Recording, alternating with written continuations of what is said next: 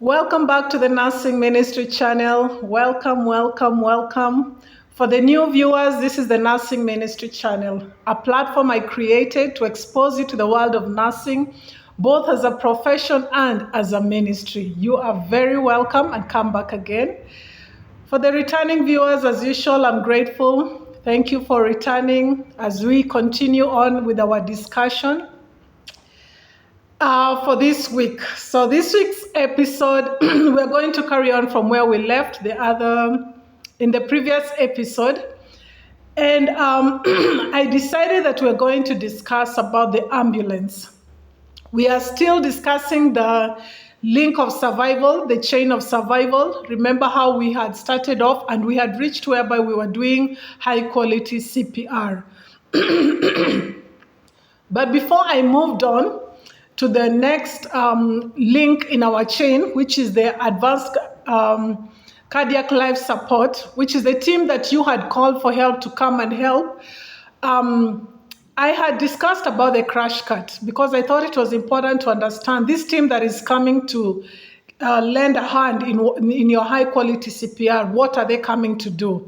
So I decided to discuss on what they are coming with before I even say what exactly they will do so that you may be able to understand. Now.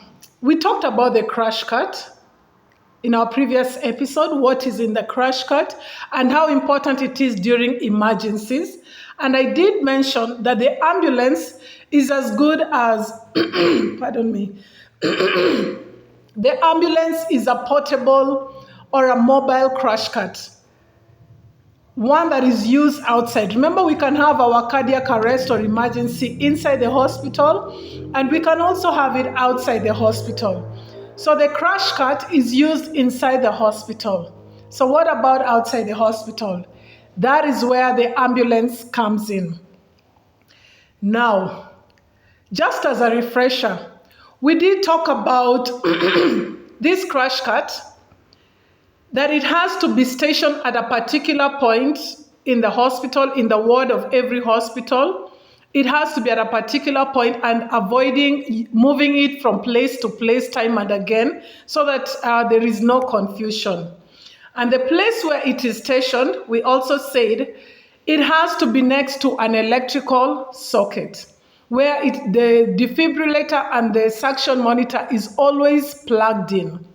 Then we did say that during an emergency, when you're pulling out, before you pull the cart out, the first thing is to unplug the cord from the wall so that you do not pull the crash cart and the defibrillator and suction machine fall off because it is always plugged in.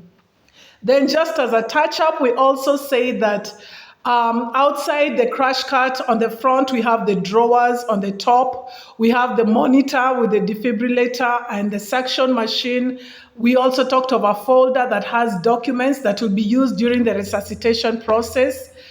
Then at the back of the cart, we also talked of a flat board, one that is put under the patient during the resuscitation so that you do not compress on their heart and they bounce on the mattress. And behind the cart also we have this extra bag of documents.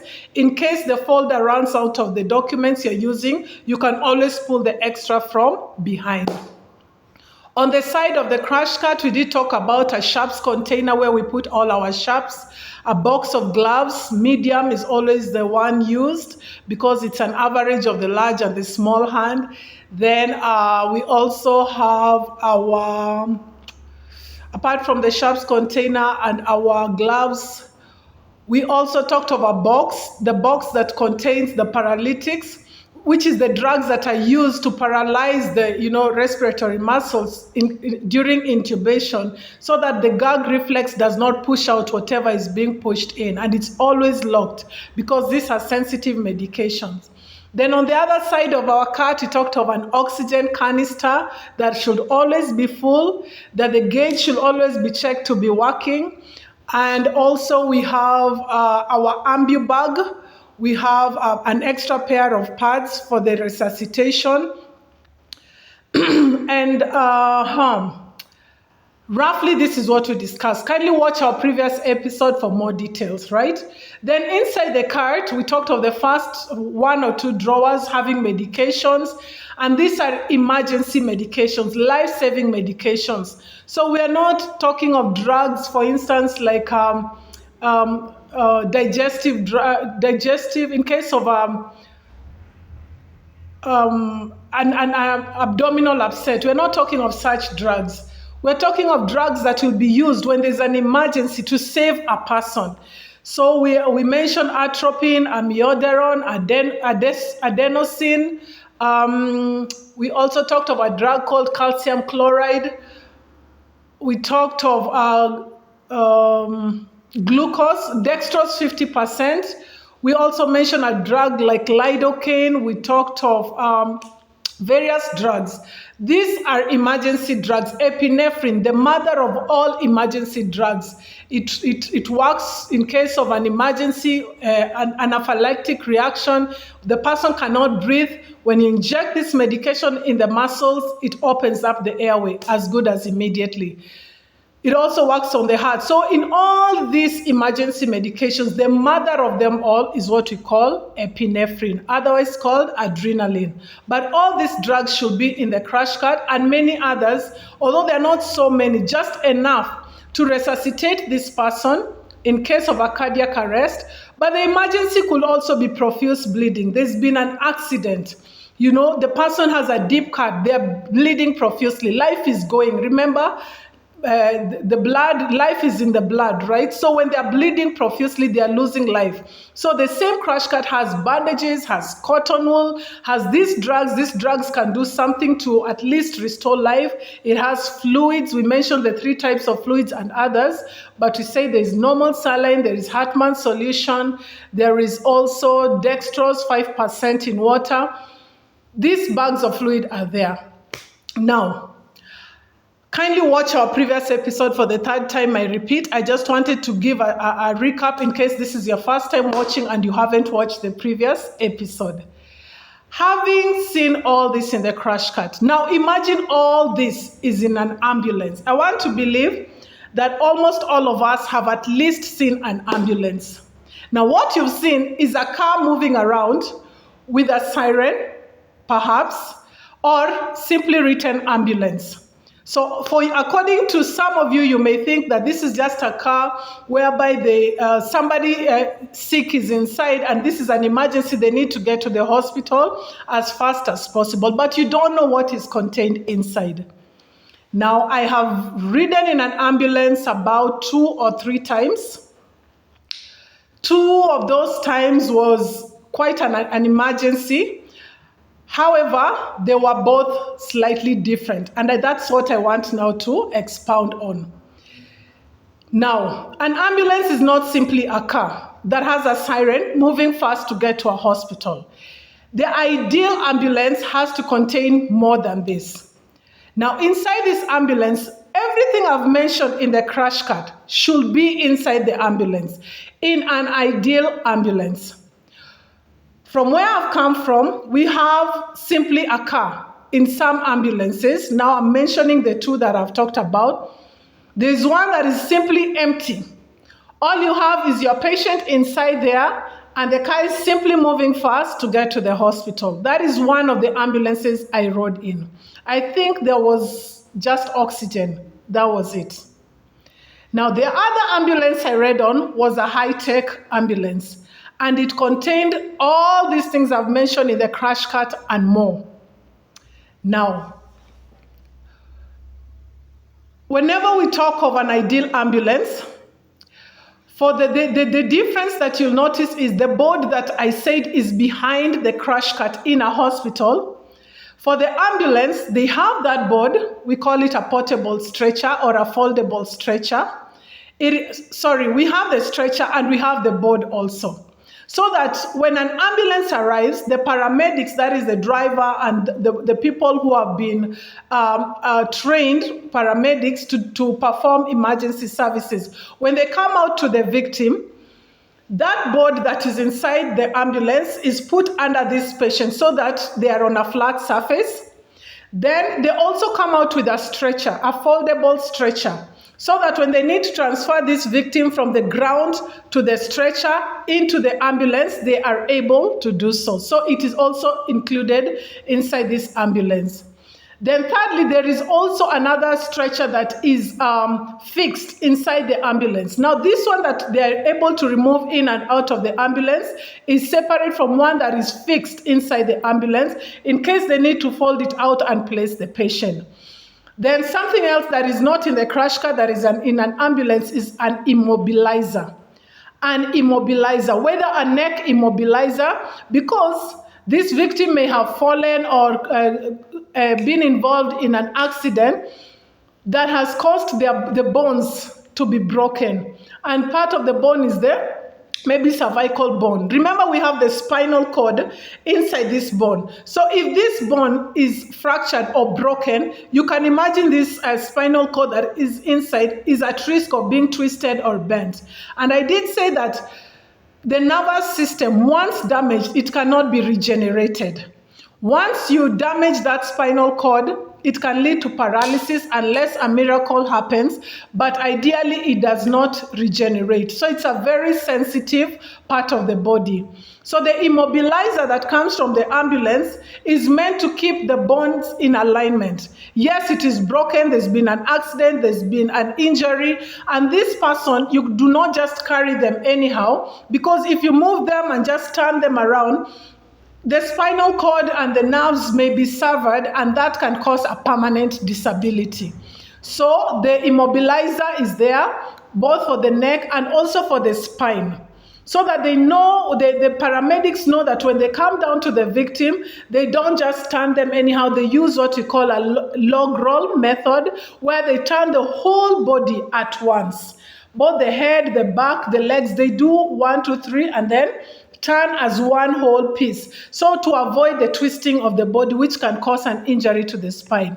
So they also have an immobilizer for that spine to keep the body in alignment. Another thing that ambulance may contain that may not be in the crash cart is a portable ventilator. A ventilator is what helps you breathe. It's a tube with a machine that really now does the most vital of things for the body, and that is in that ambulance. And also a kit whereby, remember these things that are in the crash cart, they are stocked in the ambulance. But when they come out of the ambulance, they'll come out with something like a first aid kit. But it contains that portable monitor. It contains some of these items that they will use on ground until they put the patient or the victim on the stretcher, and then put the stretcher into the ambulance. So those are just some of the extras that you may find in this ambulance that are not in the crash cart.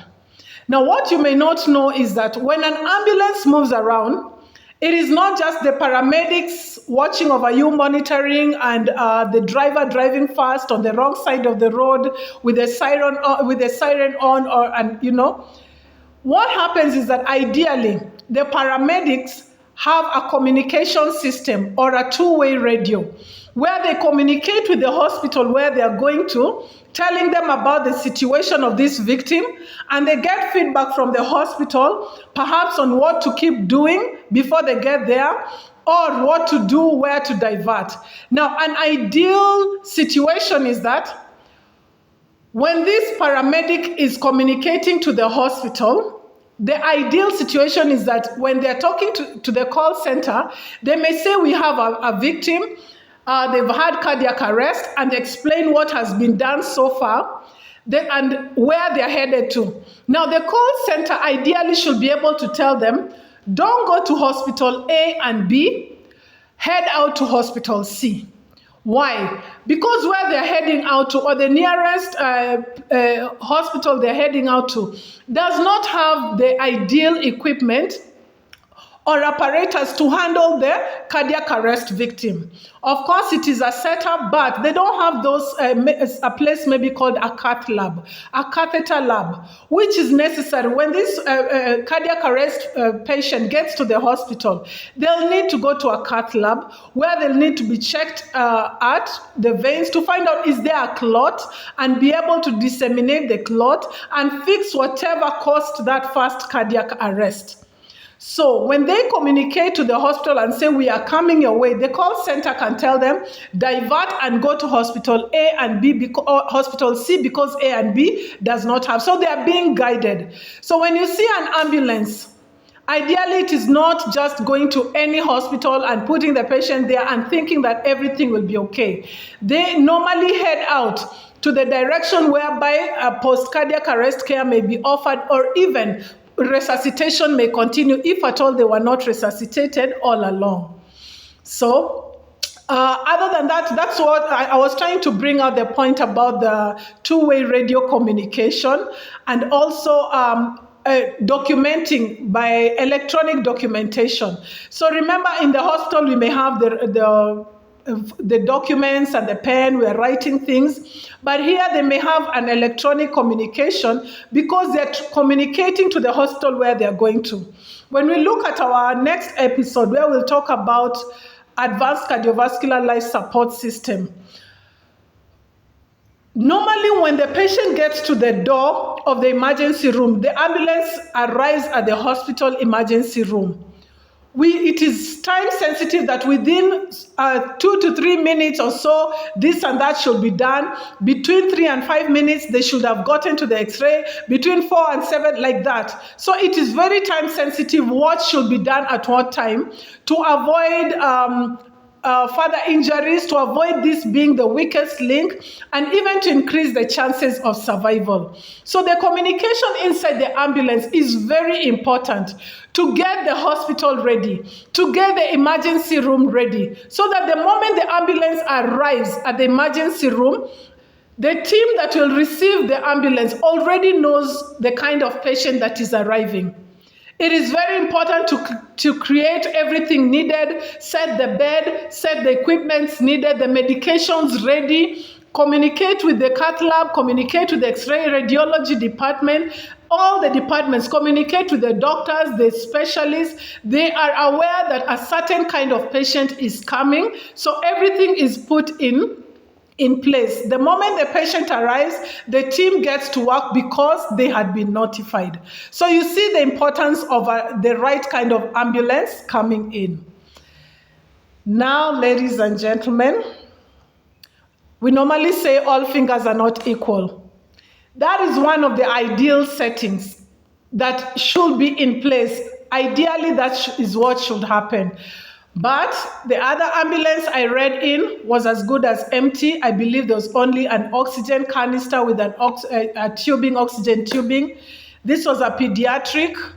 Unfortunately, after about 2 or 3 weeks in hospital, the patient died. But I'm not saying they died because of the ambulance trip. Their condition already was very dire. It was not good at all. That's why we needed the ambulance to transfer them from their home to the hospital. However, they did not make it past, they didn't go past 1 month. So treatment was ongoing, yes, but I'm not saying the trip between the hospital, the home and the hospital was the cause, but I'm trying to put it in place that it was empty. It was as good as empty. All there was oxygen. So that was one that I rode in. We did try to move fast through the traffic. That was an experience. And the other one that I'm describing was well equipped. It had all these items put in place. So just to tell you that when you see an ambulance, not all of them are the same inside. Some are well stocked and some are empty. Now, I keep thinking, I think I'd rather have an empty ambulance if the worst comes to worst than situations whereby we hear there is no ambulance at all. Because an empty ambulance means at least you have a car moving you from that place very fast to where you can get a better treatment. than having no ambulance at all, no vehicle to carry you around whenever there's an emergency. We've heard of cases whereby it is a wheelbarrow, if you know what a wheelbarrow is. That is what is carrying somebody that is sick, or a cart, C-A-R-T, the one that is used from the market to that is what some areas have as their own movement from where the person is sick to the hospital. So wouldn't you rather have at least a mobile car that can move fast enough to get this pregnant woman who is in labor having complications, moving them very fast to the hospital whereby they can get intensive care or more getting medical treatment early, than having a wheelbarrow and you're having a patient on that wheelbarrow, you're trying to maneuver, when will you get to the hospital? This is now the worst of worst. So just to help you understand, that is what an ambulance is all about. I hope you've got it, ladies and gentlemen. And I hope you've understood the importance of at least having a well-stocked ambulance and a communication system. So that if you enter an ambulance and the paramedics are not communicating with the hospital, at least you can bring it up, and the mobile phone can be used as a communication. It doesn't have to be a high-tech system. So if you, by any chance, are lucky enough at least to get that ambulance that is empty, with nothing inside, and the paramedics, when you're riding with them, you're not seeing them communicating, you can bring it up. You can bring it up and let them know.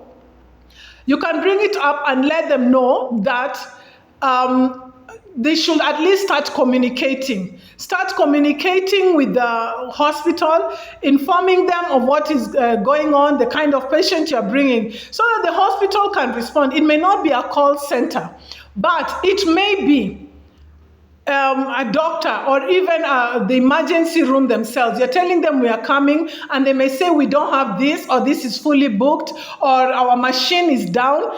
At least get the information early so that you do not get there. You're buying time. This patient maybe is not even fully resuscitated. So you've made your way all through traffic to get to the hospital, only to be told that a machine has been broken down, a machine is down, it's not working, or we don't have this kind of machine. Now go to hospital A and B. Why waste that time when you could go straight to the right place? So you could use your mobile phone for that communication. You now who is empowered, talk to your paramedics when you enter the ambulance, tell them, please call hospital so-and-so, find out if where we are going, if things are okay. They will get a response, maybe be told, no, we don't have it, and then divert to the right place. Try calling somewhere else. So all this maneuvering of the ambulance is going towards the right direction, and time is saved in this matter. All right, ladies and gentlemen, I did talk about the book of Esther. We saw how it is important for everything to be well organized, to be at the right place at the right time. This very ambulance, the same checklist that we normally go through with the crash cart, the emergency cart, is the same kind of checklist we will go through with the ambulance. The items inside should always be checked, that they are always there, they are not expired. After an ambulance ride, again, everything is checked, and the patient that has been picked is billed. They'll be billed, maybe 2 rolls of gauze were used, syringes, needles, and that will be charged to this patient. So it's not just a ride, but at least these important things are being done for them, and they'll be charged. But the most important thing here is not even how much they were charged, but that they were picked up quickly, communication was done, and they arrived on time, and their life has been saved, and more years added to them. So just like the book of Esther, we talked of the coordination. Things were happening strategically. Esther could not come to the palace as she was. So the strategic thing that was done here was that there was time for preparation. This king, Xerxes, loved the very best. We saw how everything was just on point in his palace. So if Esther had been brought just as she was, chances were that she wouldn't have been picked as the queen. The king would have gone for any other lady. All of them were beautiful. So it's not Esther's beauty per se that made her be picked by the king. She was beautiful, but the oil of favor was what made her stand out. So think of 127 provinces. All these are beauty queens. They picked the best of the best. Strategically, or the coordination that took place was that Esther had to come in, be integrated into the entire team. And all of them were prepared. There was preparation. There was arrangement. There was a way they were being taught about this and that, about the king they were going to meet, about the palace, about the kingdom, because they'll be queens, what goes on there. Other than that, the treatments, they were being prepared with the oil of myrrh just to get ready. So it was a very good plan. It was a very strategic thing for Esther to come in, mix around with the rest, so that the wicked Haman, would not question and say, who is this lady that the king just picked from nowhere? Who is she? Who is her father? Where is she from? Only to find that she's a Jew. And that would have disqualified her right there and then. And the entire plan that God had for the Jews would have been botched immediately.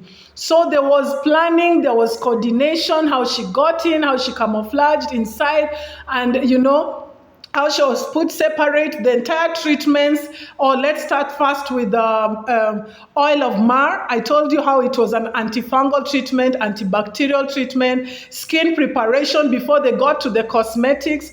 I wondered, what kind of beauty treatment is this? Taking a whole year. The lady is already very beautiful. What kind of treatment takes a whole year for a king who is lonely, wants a wife, and you keep him for 1 year to get a wife? Only to realize that it was more than just beauty treatment. They had to confirm that these ladies were not pregnant, because this is about royalty. The king could not raise a child that was not his in this situation, because this is a potential king. The child that will be born with royalty. So it had to be, they had to make sure for sure that the child that is born is the king. So they had to stretch out the preparation for at least 12 months. Yes, beauty treatment, yes, teaching this and that, but also that none of them was pregnant. Of course, now that would call for disqualification. So ladies and gentlemen, that is all I just wanted to bring out concerning the ambulance, for you to understand what goes on. And just to finish off, when you see an ambulance, in some nations, an ambulance will just have to find its way to the hospital. Whether there's traffic, whether there's a roadblock of whatever kind, they will just have to find their way through until they get to their destination. But in some other places, whenever you see the siren of presidential motorcade, the firefighters, the police, or the ambulance, you had to give way. So if you are driving in the highway and you see or hear the siren, it was an offense, a traffic offense, if you kept on driving. So you had to pull aside on the side of the road and allow the vehicle with the siren to pass. But it had to be limited to the presidential motorcade, the firefighters, the police, or an ambulance. If you did not stop, even if you gave way and kept on driving and you did not stop in this instance, that was a traffic offense and you would get a ticket. So in other countries, unfortunately, the politicians would also put sirens and expect, the road to be cleared. Now, I do not know what happens in every other country, but unfortunately, when they do that, and then we also have the ambulances do that, it seems like a normal thing and there's no offense for traffic. So this really disadvantages, if there's an emergency in an ambulance, it disadvantages that person in that emergency. Because now the population, the people, the citizens are used to so many sirens. Oh, it is one politician or another. Now it is an ambulance, then a presidential, then a firefighters. So there's no respect for that siren. But in other nations, those four sirens, the firefighters, the police, the ambulance, and the presidential motorcades, are the only sirens that you have to pull aside, stop on the side of the road until that siren has passed, then get back on the traffic and keep going. Failure to do so, you get a traffic ticket. So ladies and gentlemen, let's hope that whenever we see an ambulance where we are, whether there is a law or not, try to consider that when you see an ambulance, do your best to give way. I understand some roads are not made. These ones that I'm talking about, there was an allowance on the road, whether on the left or the right. There's an allowance. The traffic is flowing, but there's an allowance on the road to pull aside and stop. But in some nations, the road is limited. That is all the traffic has. So when the ambulance comes behind, there is no way to move aside for the ambulance. The best I've seen people do is at least try to move the car a little bit close to each other to allow this ambulance to squeeze through and make it to the hospital. Please, please, please, let's try our best. And for the ambulance riders, another mistake I have seen, an ambulance rider knows very well that the main highway is clogged with traffic. Please, there is an expressway that you can pay for. Pay for the expressway and bill the patient later, because their life is more important than this money that the ambulance is trying to save. So I've seen such kind of unwise decisions of ambulance riders. Instead, you clearly see that the road where you're driving is it is a traffic time, or it is there is a congestion, or there's an accident. Instead of trying to maneuver and wait and buy time, why not pay for the expressway? Go through the expressway. Go through the expressway. However much it costs, which it really doesn't cost much, and you cannot compare paying for that expressway to at least saving the life of the person. So use the expressway, get to the hospital quickly, and then deal with the finances later. So ladies and gentlemen, let's put all this into consideration. When you see an ambulance, respect. Even if it is not well equipped, don't make noise. If that is all the government, for instance, can afford, appreciate that you have one. And if at all you don't have any ambulance, please raise the concern. Raise the concern with the government, with your county government, with your state government, and say we need ambulances. So that should there be an emergency, we're not using private cars, we're not using the wheelbarrows, we're not using carts to get this person. At least let's get an ambulance. If you are asked, if you have these county meetings or state meetings, what kind of ambulance, now you know. You don't just want a car-ridden ambulance and it is empty inside with benches. At least say you want it to be well stocked, you want the medications to be there, you want a radio communication, because now you have heard that an ambulance is not simply a car that moves fast to get you from point A, the accident scene, or the emergency scene, to the hospital. That there is a lot that goes on inside. And even the training of the people that are coming for the rescue. Bring it up and say it is not just about having a driver or somebody behind who are coming to pick the person. Let me ask you, should the person that they are picking, the victim, have that injury on the bones, and these people are not trained? They go and pick that person and put them on the stretcher into the ambulance, right through the rough terrains into the hospital. They will get that person to the end, but the person will have a disability because they are not trained to know that there is a way they were supposed to handle this patient. So you can bring up that you want a trained personnel for emergency. You want this ambulance to be well stocked. Yes, you do want an ambulance and not merely a car. But should the budget say we can afford just a car, just an ambulance, the car, really? Yeah, then go ahead, at least have that, instead of having nothing at all, because life is at stake here. Until next time, let's stop here. Once again, my name is Ludia Osita. I'll see you in our next episode. Have a beautiful weekend ahead. Goodbye.